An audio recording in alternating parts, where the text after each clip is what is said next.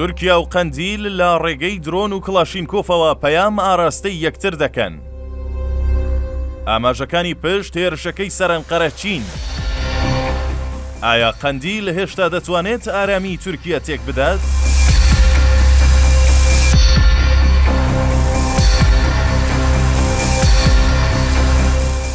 هێرشە چەکداریەکەی سەر کۆمپانیای پیشەسازی سەربازی تورکیا لە ئەنقەرە زۆر ئاماژە و لێکدانەوەی لەخۆگرت. هێرشەکە دوای 2 ڕۆژ لە دەستپێشخەریەکەی دەسەڵاتدارانی تورکیا هات کە پرسی ئازادکردنی ئۆجەلانیان خستۆتەوە بەرباس.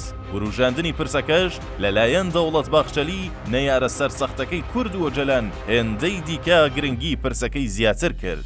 لە دیمەنە سیاسیەکەدا وا دەردەکەوێت کە ئەردۆغان لە ڕێگەی دەوڵەت باخچەلیەوە پرسەکەی وروژاندووە و دەیانەوێت ئیتر ئۆجەلان ئازادکەن و دەرهێنانی ئاپۆش لە ئیمرالی یەکسانە بە هەڵوەشاندنەوەی گروپە چەکداریەکەی قەندیل. کاردانەوەکان جۆرا و جۆرن، بەڵام بۆ کوردانی باکوور و قەندیل دۆخەکە پڕە لە دڵە ڕاوکێک. هێشتا وا دەردەکەوێت کورد لە باکوور نازانێت چی ڕوودەدات، بۆ ئەوان ئازادکردنی ئۆجەلان خەونە مێژوویەکەیە، بەڵام ترسیشیان هەیە لەوەی پیلانگێڕیەک بەڕێوە بێت، چونکە هیچ متمانەیەک لە نێوان دەسەڵاتدارانی تورکیا بە تایبەت ئەردۆغان و کورددا نەماوە. هاوکات هێرشە چەکداریەکەی ئەنقەرە و دواتر لە ئەستۆگرتنی بەرپرسارەتیەکەی لەلایەن قەندیلەوە دۆخەکەی ئاڵۆزتر کرد.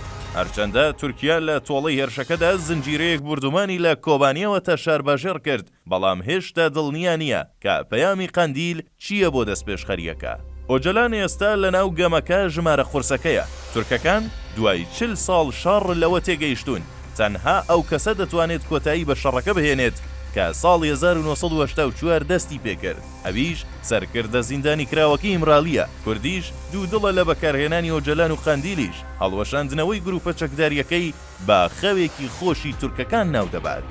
هەر بۆیە هێرشەکەی سەر ئەنقەرە لەلایەن قەندیلەوە و ڕاگەیاندنی بەرپرسارەتی وەک پەیامێک دەبینرێت کە هێشتا دەتوانن هەڕەشە بن بۆ سەراسایی و ئارامی تورکیا، بە تایبەت ئەنجامدانی هێرشەکە لەلایەن خۆکوژەکانەوە تورکیای ترساند کە دوای 3 ساڵ لە ئۆپەراسیۆنی چڕی سەربازی هەواڵگری، بەڵام گروپە چەکداریەکەی قەندیل نەک نەمردووە بەڵکو ماری سڕن و هەر کاتێک بیانەوێت لە ناو دڵی تورکیا هێرش دەکەن و مەترسی دروست دەکەن.